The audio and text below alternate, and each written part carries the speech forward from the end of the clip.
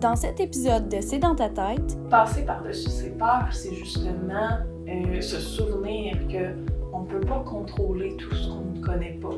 Et c'est plus on va en apprendre sur l'inconnu, moins on va en avoir peur. Vous êtes-vous déjà demandé comment est-ce qu'on fait pour aller à la rencontre des autres, même si des fois ça nous fait un peu peur, tu sais, l'inconnu c'est pas toujours agréable, ben c'est exactement ce qu'on va parler avec Jessica Fortier-Lavallée qui est intervenante auprès de l'organisme L'Ancre. On va jaser justement d'ouverture d'esprit, de petits trucs et astuces vraiment concrets qu'on peut utiliser dans la vie de tous les jours pour aller au-delà de l'inconnu et aller à la rencontre des autres. Donc sans plus tarder, je vous laisse découvrir ces trucs et astuces pour y arriver.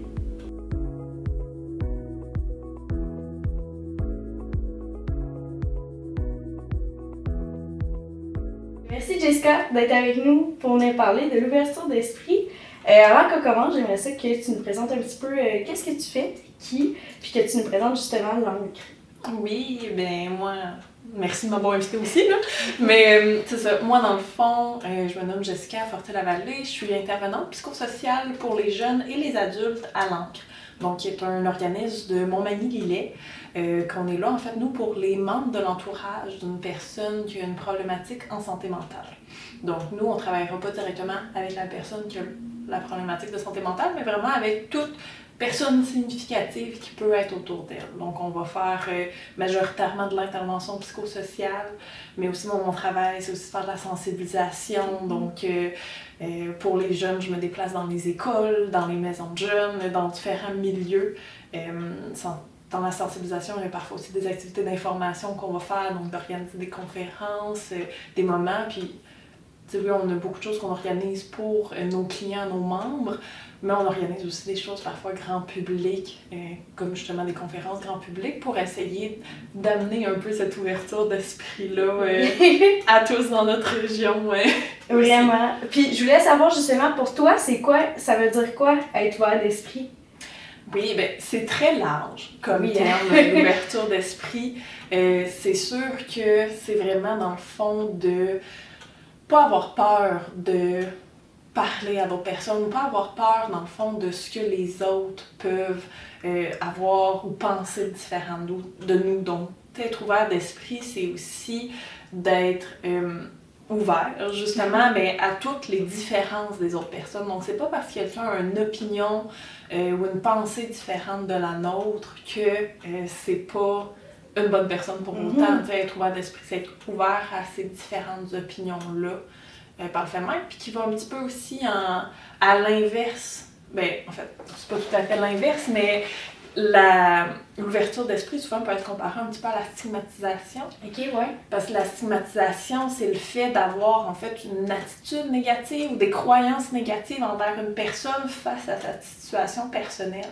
Donc, souvent, quand on va soi-même faire de la stigmatisation, mais c'est parce qu'on a manqué un petit peu d'ouverture d'esprit. Donc, le fait de rester ouvert à toutes les possibilités et toutes les différences, parce qu'on est tous et chacun des humains différents. Donc, on a tous des goûts différents, des opinions différentes. T'sais, parfois, on peut se ressembler ou se rassembler sur certaines choses, mais on est tous des personnes uniques. Donc, de rester ouvert d'esprit, ça peut aider justement un petit peu à diminuer la stigmatisation aussi. Oui, puis souvent, ce que je me rends compte, quand on parle d'ouverture d'esprit, les gens, parfois, comment je dirais ça? On croit que c'est, je suis pas d'accord avec toi, mais il faudrait que je sois d'accord avec toi, tu sais, tu comprends? Alors que, pas vraiment, finalement, là, c'est pas ça, là. Non, c'est ça, c'est vraiment pas ça. En fait, être ouvert d'esprit, c'est plutôt de dire je suis pas d'accord avec toi, donc je veux rien entendre de toi, puis justement, je vais peut-être avoir un jugement envers toi parce que je suis pas d'accord envers ton opinion. Ben c'est plutôt de dire ben non, je vais rester ouvert, je vais écouter. C'est beaucoup de l'écoute, l'ouverture d'esprit, donc pas se fermer avant d'avoir justement écouté, puis c'est pas correct d'avoir encore une opinion différente à la fin de tout ça. C'est juste qu'on n'est pas obligé.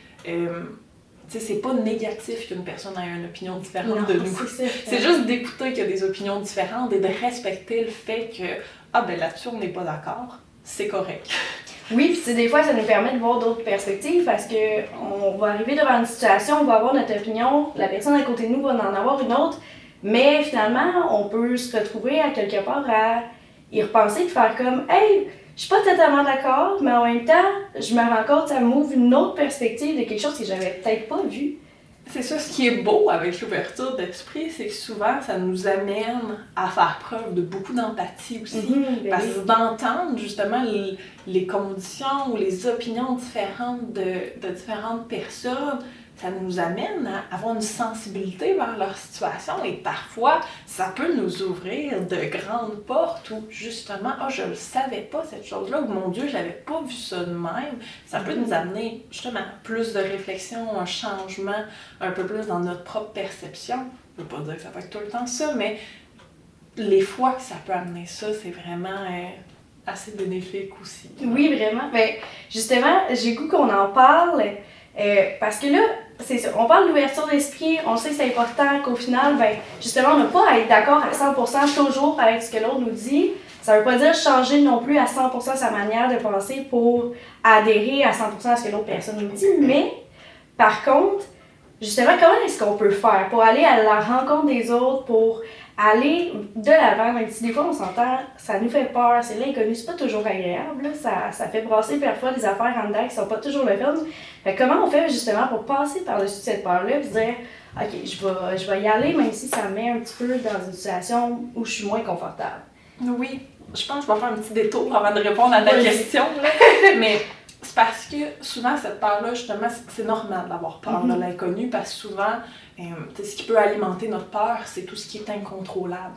Donc, si on ne connaît pas, on ne peut pas avoir de contrôle sur justement ce qui s'en vient.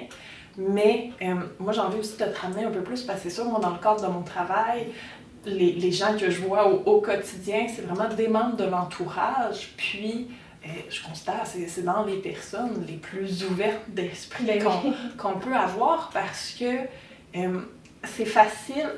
Il y a 10 000 sujets sur lesquels on peut être parfois un petit peu fermé d'esprit, mais la santé mentale, c'est tellement un sujet qui est parfois rempli de stigmatisation que c'est très rapide d'avoir une fermeture d'esprit face à ça. Puis, un membre de l'entourage a souvent pas le choix de tomber ouvert d'esprit parce que son proche, justement, va être atteint d'un trouble ou d'une fragilité en santé mentale. Donc, vu que c'est rempli d'amour et déjà, la relation est déjà présente, est déjà importante pour la personne, donc souvent, même si, admettons, avant le diagnostic ou avant que ce soit clair qu'il y a une problématique de santé mentale, parfois la personne pouvait elle-même avoir ses propres idées préconçues de c'est quoi de la santé mentale. Si je parle, il y a des troubles qui sont plus stigmatisés que d'autres, comme par exemple la schizophrénie. Souvent, c'est un trouble qui est vu de manière très grosse. Ouais. C'est ça, c'est très large. Puis les gens, parfois, peuvent même avoir certaines craintes, certaines peurs par rapport à ça, parce que ce qui ressort dans les médias de la schizophrénie, c'est tout les petits côtés, l'exception, ou les côtés, il y a eu de la créativité, tout ça, mais c'est vraiment pas juste ça, c'est un tout, c'est très large comme trouble de santé mentale. Et là, quand une personne, mettons que c'est ton frère qui développe une schizophrénie, qui reçoit un diagnostic de schizophrénie, mais tu peux pas rester autant fermé que tu l'étais peut-être avant. T'as pas le choix justement d'avoir cette ouverture-là, puis d'apprendre à connaître un peu plus ce trouble de santé mentale-là, et donc de te faire un peu plus à cette idée-là, donc de devenir plus ouvert d'esprit face à ça. Donc, mais, du même côté où, je dis que les membres de l'entourage, habituellement, sont très ouverts d'esprit, parce que vraiment, je trouve ce qui fait un petit peu cette recette gagnante-là, c'est qu'il n'y a pas un blocage face à l'inconnu. De là, ça les touche tellement de proches qu'ils n'ont pas le choix de surmonter un peu cette crainte-là, puis d'aller chercher de l'information, de venir dans des ressources comme la mienne pour connaître plus de choses aussi face. Comment on peut se comprendre, comment je peux l'aider, moi ma place elle est où là-dedans, justement, c'est ça, parce que tu cherches à comprendre, puis en même temps tu vois pas la personne pour son diagnostic aussi. Tu la vois dans l'ensemble de son être, alors que pour un inconnu, des fois, c'est pas nécessairement ça là, qui va se passer. Là. Exactement. Parfois, avec un inconnu, ce que la personne va remarquer, c'est le petit comportement qui est pas habituel ou qui semble plus anormal. Puis là, tu sais, si c'est un inconnu, ben, on va juste remarquer ça ou on va rester là-dessus. Mais ça représente jamais une personne dans son ensemble. Donc, justement, c'est sûr, quand ça nous affecte de manière plus proche, on a une tendance à passer par-dessus notre peur, étant donné qu'on fait déjà preuve d'empathie, on est déjà plus à l'écoute de notre proche. Mais dans un cas, pour revenir à ta question, j'ai fait un petit détour, dans un cas où c'est juste en général, par exemple, pour toute personne, donc même si il n'y a pas quelqu'un de nous, comme nous qui a une opinion très différente ou qui a par exemple un trouble de santé mentale, ben, passer par-dessus ses peurs, c'est justement se souvenir qu'on ne peut pas contrôler tout ce qu'on ne connaît pas. Et c'est plus on va en apprendre sur l'inconnu, moins on va en avoir peur. Puis ça, c'est parfois une réalisation qui est un petit peu dure à faire parce que là, la peur, parfois, peut nous retenir de « Ah, j'ose pas trop y aller, je veux pas trop en savoir parce que j'ai des craintes par rapport à ça. » Mais plus on va en apprendre, plus on va faire des choses pour s'ouvrir justement vers les différentes opinions, les différentes situations, les différents troubles de santé mentale, plus ça va moins devenir de l'inconnu, donc notre peur va automatiquement diminuer aussi. Donc, c'est vraiment ça, de ne pas oublier de s'informer et aussi d'avoir une certaine attitude aussi quand on rentre une attitude un peu plus positive. Tu sais, il ne faut pas aller vers ça en se disant « Ah, je vais me J'ai déjà mon opinion, puis je vais prouver que cette opinion-là est vraie. » Exactement. Tu sais, faut avoir une attitude qui est un petit peu plus de lâcher prise, d'être prêt à entendre autre chose, d'être vraiment justement dans une position d'écoute, d'empathie. Puis une attitude qui est en général aussi un petit peu plus positive, tu sais, de juste regarder c'est quoi les autres opinions, en apprendre plus, c'est vraiment... ça peut être vraiment bénéfique. Ouais, vraiment pas arriver là en se disant, bon ben, j'y vais, je vais confirmer ou infirmer ce que je crois, mais plutôt se dire comme, ben ça se peut que ce que je crois c'est vrai, ça se peut que ça le soit pas, ça se peut qu'il y ait plein d'autres manières. Je vais aller voir c'est quoi les horizons, puis après ça, je vais pouvoir me faire une tête, parce qu'en réalité, c'est souvent ça, là, tu peux te faire une tête à 100%, là, c'est juste regarder la diversité d'opinions, la diversité de tout ce qu'il y a autour, puis justement, après ça, ça nous permet d'avoir un point de vue vraiment comme plus ouvert. Puis ça nous aide aussi à trouver différentes pistes d'adaptation quand on en a besoin. Fait qu'il y a vraiment comme l'empathie, il y a la curiosité aussi, j'imagine là-dedans, de se dire OK, je vais être curieux, je vais aller de l'avant, même si ça me fait peur, je vais mettre la curiosité en premier.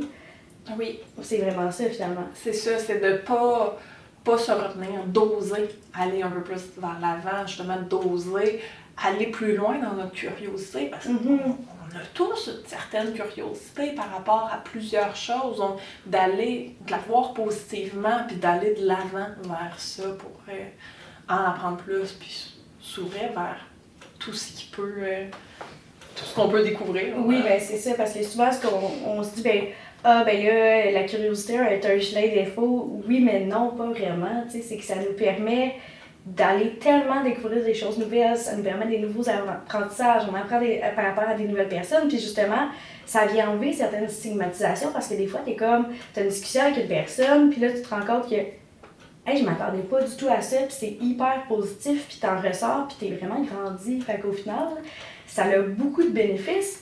Mais c'est quoi justement? Pourquoi? Mettons, moi, je suis comme encore pas sûre que je veux faire plus preuve d'ouverture d'esprit. Pourquoi je pourrais faire preuve d'ouverture d'esprit, puis ça serait positif pour moi? Ouais, qu'est-ce que ça peut amener? Ouais, ça m'emmène quoi, ça?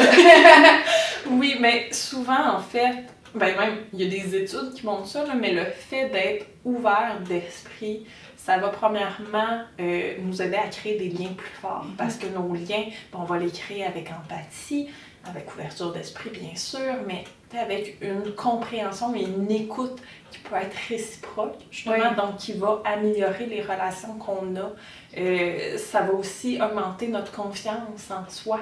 Parce que parfois, ça peut venir, en restant fermé d'esprit, on peut se bloquer un peu, se dire « Ah, moi, j'ai mon opinion, elle est comme ça, mais je veux pas savoir l'opinion de personne d'autre parce que je veux être sûre de protéger ma propre opinion. » Mais au contraire, tu sais, en soins d'esprit, si on se fait confirmer que, ah oui, il y a plein de gens qui sont d'accord avec notre opinion, que notre opinion est bonne, puis tout ça, ben, ça peut augmenter l'estime de soi, la confiance en soi.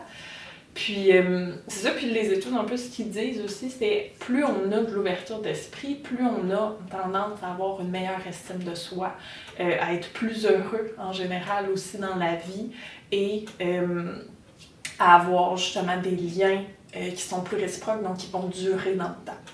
Plus que si, admettons, on est moins ouvert d'esprit, là. C'est vraiment super. Y a-tu, justement, mettons, moi, je veux découvrir des choses qui sont nouvelles. Tu me conseilles quoi comme lieu/activité à faire pour dire comme, OK, je fais un premier pas, je veux m'ouvrir davantage aux autres, j'ai un petit peu de la difficulté, mais je veux vraiment y arriver. Je peux faire ça comment?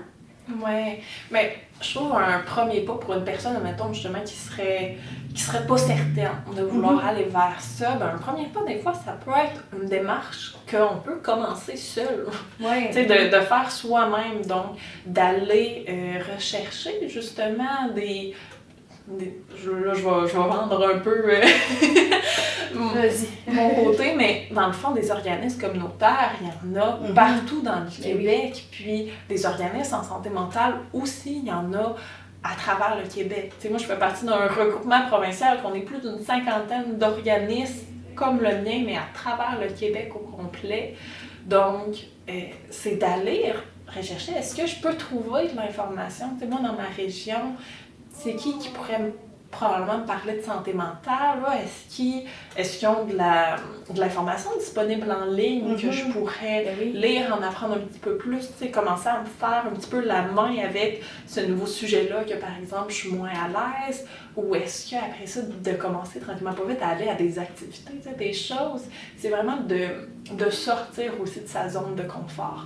Aller vers des choses où on était peut-être moins habitué, on n'aurait peut-être pas eu tendance à le faire, mais de faire ce petit effort-là, de mettre un petit peu d'énergie à aller vers de nouvelles rencontres, aller vers de nouveaux lieux. Tout à l'heure, j'ai parlé de conférences. Puis justement, pourquoi pas aller voir une conférence, un atelier organisé sur un sujet qu'on connaît pas du tout, puis qu'on se dit, ah ben, je sais pas, je le connais pas, ça m'intéresse peut-être, puis de faire ce premier pas-là, moi je trouve que c'est tellement une bonne manière d'apprivoiser ça, puis parfois aussi, tu sais, ça fait quelques fois qu'on le nomme, mais l'ouverture d'esprit a un grand lien aussi avec l'empathie. Oui, que les deux vont de main ensemble. Exact. Mais de plus on en fait aussi des choses comme ça, tu sais, plus on commence à être ouvert d'esprit, bien, plus on va développer notre empathie, puis plus on va avoir une tendance vers ça. Souvent, on va apprécier d'avoir appris ces nouvelles choses-là, et oups, ça va peut-être nous mener à, bon, ben, dans nos contacts aussi avec les personnes qu'on connaît, bien, est-ce que je peux m'intéresser à des sphères de la vie, justement de ma collègue que je connais pas du tout, puis d'être vraiment dans une posture d'écoute, de pas, tu sais, c'est agréable d'avoir une discussion, on sait que c'est très réciproque, mais de se positionner dans une posture un petit peu plus d'écoute parfois, puis de laisser justement l'autre nous parler, nous expliquer justement c'est quoi son opinion par rapport à telle chose, ou une sphère de sa vie. Je vais revenir sur la santé mentale, une sphère de sa vie par exemple qu'on ne connaît pas du tout. Parce que là, j'ai parlé, mettons, de l'ouverture d'esprit que les membres de l'entourage font preuve. Mais il y a aussi tout un côté où les membres de l'entourage aussi vivent beaucoup de stigmatisation de leur côté. Donc, puis la stigmatisation, souvent, c'est pas eux qui ont le diagnostic, mais là, vu que leur fils, leur fille, leur mère, leur tante a un trouble de santé mentale, là, parfois on était dans les plus petits milieux où ben, le voisin est au courant que, justement, un tel proche de cette personne-là a un trouble de santé mentale, mais là, il va y avoir un jugement qui va s'installer auprès de tout le monde autour. Donc, tu sais, les membres de l'entourage, justement, les personnes que je vois au quotidien, mais c'est des choses qu'ils vont vivre. Parfois, tu sais, genre même qu'ils vont avoir un peu plus une crainte de « Mon Dieu, mais je sais, j'ai entendu les rumeurs qui courent en ce moment par rapport à nous. Tu sais, je me sens mal d'aller à l'épicerie. » Ou tu sais, j'ai peur de faire la suite. Mais si tout le monde avait un petit peu plus une ouverture d'esprit vers « on ne sait jamais c'est quoi que l'autre personne est en train de vivre, quand il y a un diagnostic de santé mentale ou pas, parce que justement, moi, les personnes que je vois, ils n'ont pas de diagnostic de santé mentale, mais on ne sait jamais toutes les sphères de sa vie. Son histoire, elle, au complet, c'est quoi? Donc, de s'intéresser un petit peu plus à ces parties-là de vie des autres personnes. On est plus que ce qu'on voit, là, ça revient à ce qu'on disait de... Ben, justement, le proche va souvent avoir cette empathie-là parce qu'il va voir cette personne-là dans son ensemble, mais justement, on devrait tous se voir un peu comme ça, c'est d'avoir ce réflexe-là. Ça se peut que des fois, on a des jugements, mais c'est de se ramener à « Hey, ça se peut que cette personne-là, il y ait d'autres côtés de sa personnalité que j'ai pas vu, que je comprends peut-être pas. Puis si je comprends pas, je peux peut-être poser certaines questions, puis ça va me permettre de justement d'aller plus loin, de comprendre plutôt que de me dire « Ah ben ça doit être ça ».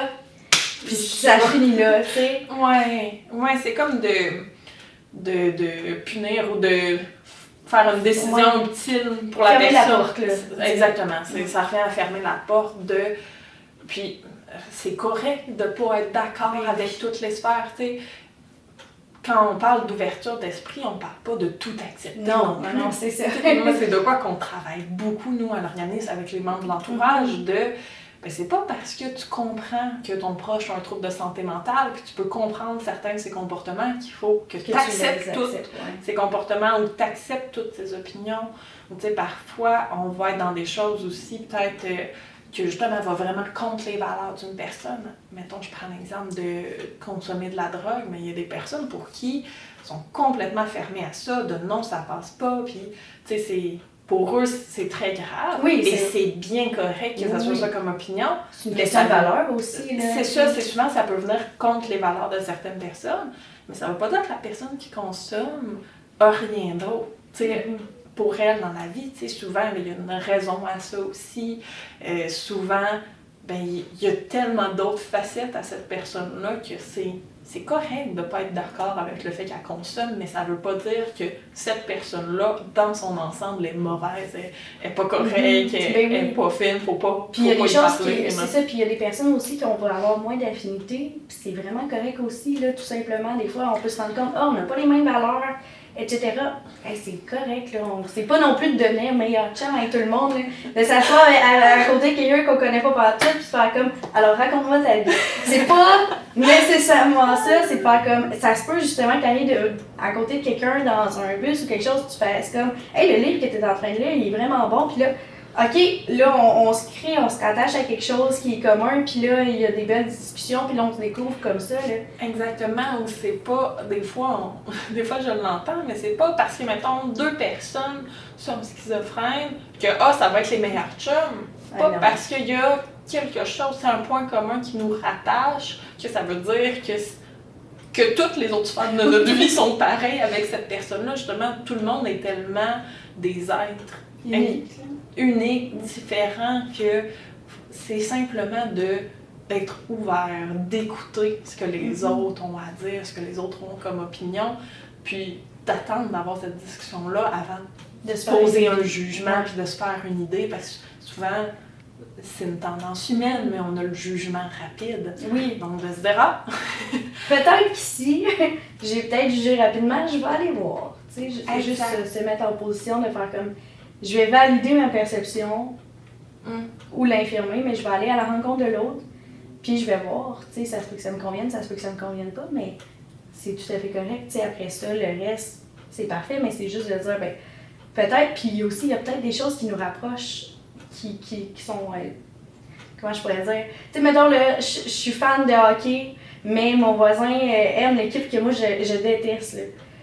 On pourrait s'obstiner pendant vraiment longtemps sur, là, mon équipe est meilleure, mais en même temps, on peut aussi se dire comme, hey, on est deux grands fans de hockey, puis se parler des séries, puis genre avoir juste vraiment du fun sur ce qui fait en sorte qu'on a des points communs, puis qu'on tripe tous les deux, tu sais, c'est aussi ça, là.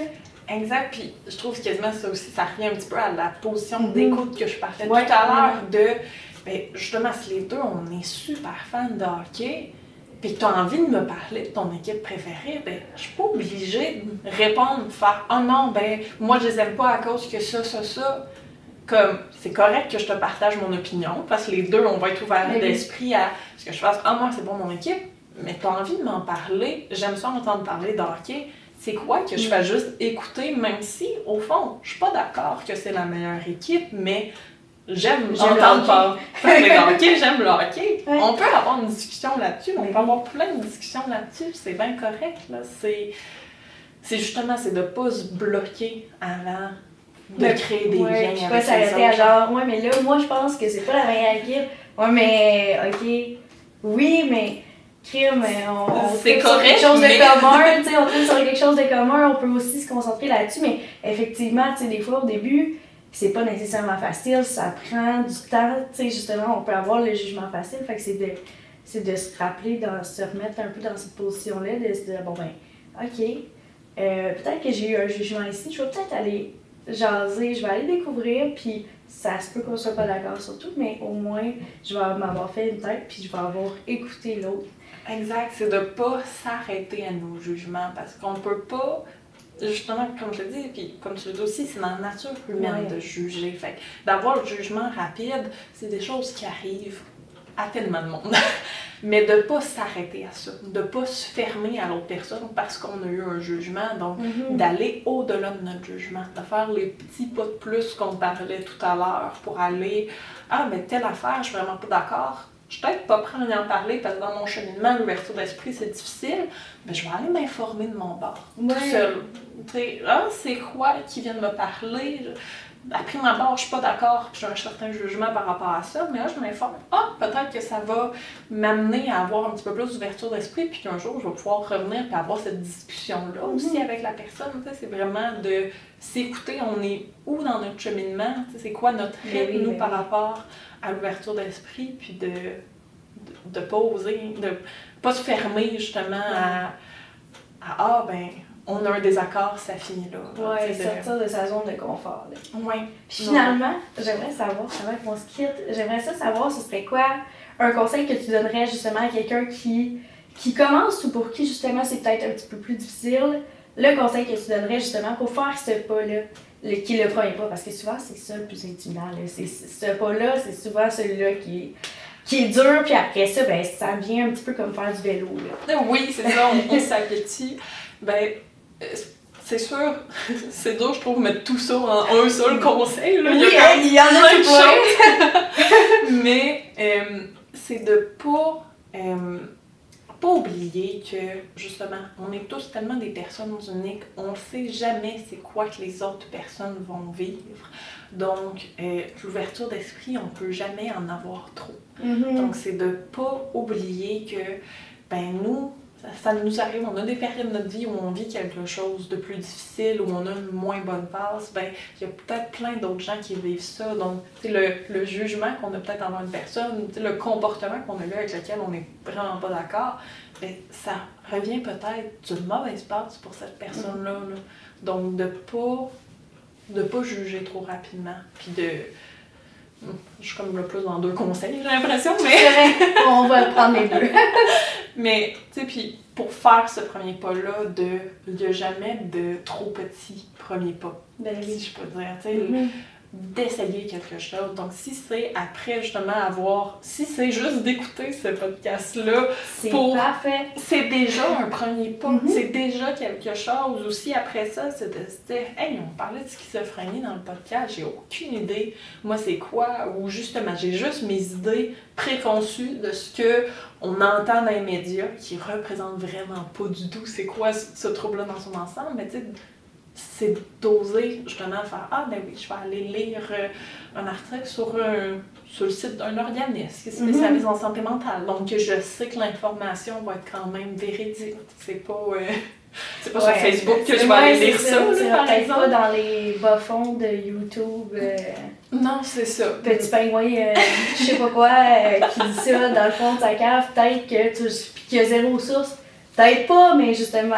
Exact. C'est pour ça qu'on peut passer par les organismes de notre région ou justement par votre site à vous. Oui, il y a plein d'informations sur la santé mentale, sur les trucs. Donc, de juste aller lire un peu. Tu sais, de pas avoir l'impression qu'il faut faire de quoi de gros comme premier pas. Non, c'est ça. Ça peut être super simple. T'es pas obligé de t'asseoir à côté d'un inconnu demain matin sur l'heure du lunch, là. C'est vraiment pas ça. Non, là, c'est ça que pas... faire, puis parle-moi de ta vie.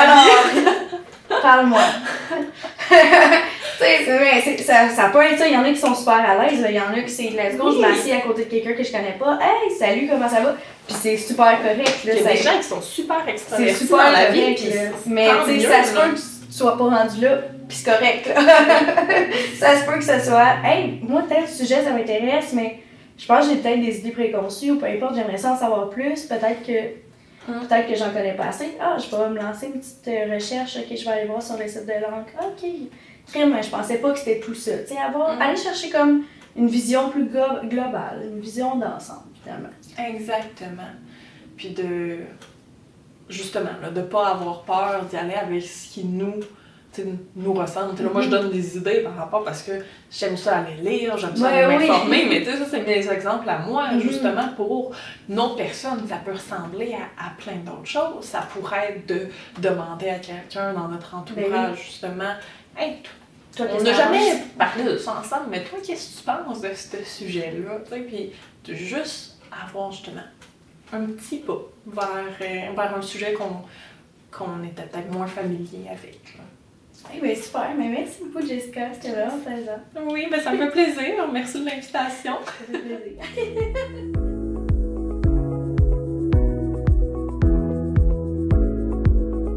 Vous écoutiez le balado C'est dans ta tête, le balado qui vise à créer, développer et renforcer la santé mentale. J'espère que cet épisode vous a plu et qu'il vous outillera davantage sur comment prendre soin de vous et de votre santé mentale. N'hésitez pas à nous faire part de vos réflexions sur le sujet d'aujourd'hui en commentaire. On se dit au mois prochain et d'ici là, si vous voulez en découvrir plus, je vous invite à visiter notre site web au www.santémentalca.com.